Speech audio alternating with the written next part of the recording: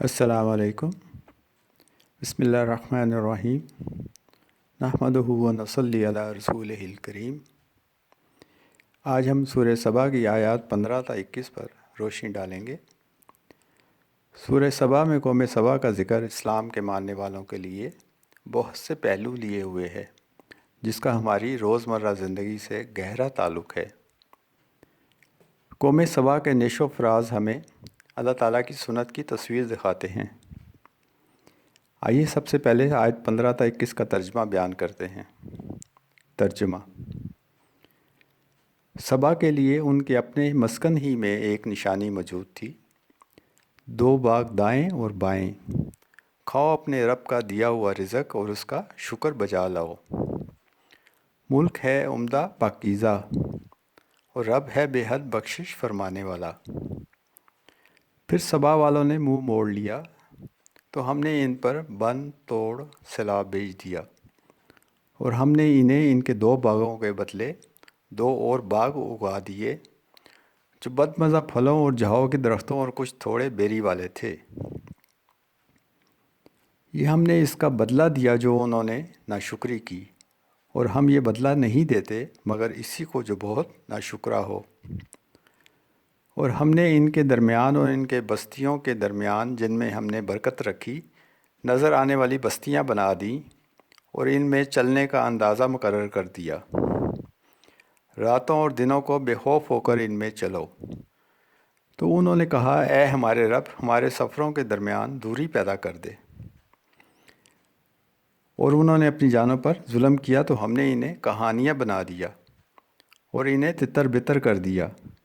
یقیناً اس میں نشانیاں ہیں ہر اس شخص کے لیے جو بڑا صابر و شاکر ہو۔ ان کے معاملے میں ابلیس نے اپنا گمان صحیح پایا تو مومنوں کے ایک گروہ کے سوا وہ سب اس کے پیچھے چل پڑے، اور ابلیس کا ان پر کوئی غلبہ نہ تھا مگر تاکہ ہم جان لیں کہ کون آخرت کا ماننے والا ہے اور کون اس کی طرف سے شک میں پڑا ہوا ہے۔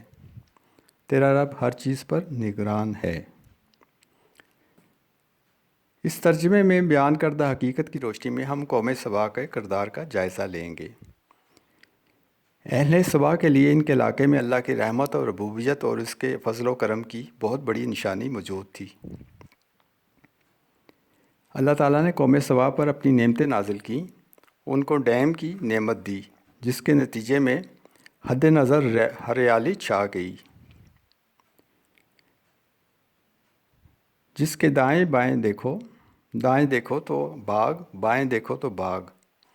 اللہ تعالیٰ نے کہا کہ اپنے رب کی نعمت سے استفادہ کرو اور اس کا شکر ادا کرو۔ بے شک اللہ بخشنے والا، اپنے بندوں کی چھوٹی چھوٹی سی غلطیوں کو معاف کرنے والا ہے۔ لیکن اس نعمت کو پا کر قوم سبا نے ایک وقت گزرنے کے بعد نعمتیں دینے والے رب کو بھلا دیا اور شیطان کی چالوں میں آ کر اس کے اکسائے ہوئے راستوں پر چل پڑے۔ اور جو شخص یا قوم اپنی باغیں شیطان کے سپرد کر دے، اس کی تباہی کا کیا کہنا۔ اللہ تعالیٰ نے ان کے ناشکرا پن کے نتیجے میں بن توڑ سیلاب بھیج دیا جس نے ہریالی والے باغوں کو تہس نہس کر دیا۔ اللہ تعالیٰ نے اس کو بدمزہ جنگلی پھلوں اور جھاؤ کے درختوں اور جھاڑیوں سے بدل دیا۔ قوم سبا والے تتر بتر ہو کر جدھر منہ آیا ادھر چل دیے۔ یہ تھا انجام قوم سبا کا اپنے رب کی ناشکری کا۔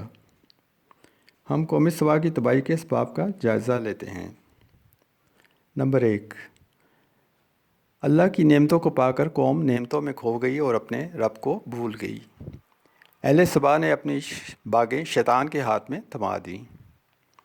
نمبر 3، اللہ کی دی ہوئی نعمتوں سے اکتاہٹ کا اظہار کیا، جیسے بنی اسرائیل نے من و سلوہ سے بیزاری کا اظہار کیا۔ نمبر 4، اللہ کی ناشکری کی انتہا اللہ تعالیٰ سے بے نیازی کی صورت میں۔ اللہ تعالیٰ کی طرف سے قرآن میں دی گئی مثالیں عبرت کے لیے اور پلٹ کر سیدھی راہ پر آنے کے لیے ہیں۔ ہمیں اپنی طرز زندگی میں اہل سبا سے مماثلت کو چیک کرنا ہوگا، خاص کر اللہ تعالیٰ کی ناشکری کے ریفرنس سے اپنا محاسبہ کرنا ہوگا۔ حدیث مبارکہ ہے، عروہ بن زبیر نے حضرت عائشہ رضی اللہ تعالیٰ عنہا سے روایت کی، کہا نبی صلی اللہ علیہ وسلم جب نماز پڑھتے تو بہت لمبا قیام کرتے، یہاں تک کہ آپ کے قدم مبارک سوج جاتے۔ حضرت عائشہ رضی اللہ تعالیٰ عنہا نے کہا اللہ کے رسول، آپ ایسا کرتے ہیں حالانکہ آپ کے اگلے پچھلے تمام گناہوں کی مغفرت کی جا چکی ہے۔ آپ نے فرمایا اے عائشہ، کیا میں اللہ تعالیٰ کا شکر گزار بندہ نہ بنوں؟ تو اللہ کے نبی نے اپنی امت کے لیے شکر گزاری کا معیار قائم کر دیا کہ اس کی عبادت میں کوئی کسر نہ چھوڑی جائے، مصیبتوں پر صبر اور نعمتوں پر شکر ادا کیا جائے۔ یہاں یہ بتانا بھی ضروری ہے کہ صبر صرف مصیبتوں میں ہی نہیں کیا جاتا، بلکہ اللہ تعالیٰ کی اطاعت میں، مشقت اور نفس کو دبانے میں، برائیوں سے بچنے میں اور بیماری کی تکلیف میں بھی صبر ہی کار فرما ہوتا ہے۔ اس مثال میں اللہ تعالیٰ نے شیطان کا ذکر کیا جس نے اہل سبا کو ناشکری کی دعوت دی، اور اہل سبا نے شیطان کی دعوت پر لبیک کہا، اور اس طرح اہل سبا نے سورہ الاعراف آیت 17 میں بیان کردہ شیطان کے گمان کو سچا ثابت کرنے میں اپنا حصہ ڈالا۔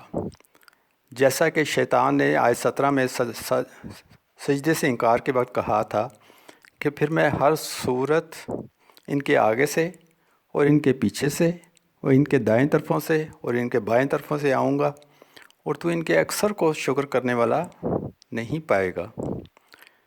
شیطان اپنے گمان کو سچ ثابت کرنے کے لیے انسان کو سلو پوائزننگ کے اصول پر آخرت کی جواب دہی سے بے فکر کرتا ہے، جبکہ آخرت پر یقین کے سوا کوئی دوسری چیز ایسی نہیں جو دنیا میں انسان کو راہ راست پر رکھنے کی ضامن ہو سکتی ہو۔ اللہ تعالیٰ سے دعا ہے کہ خوشی اور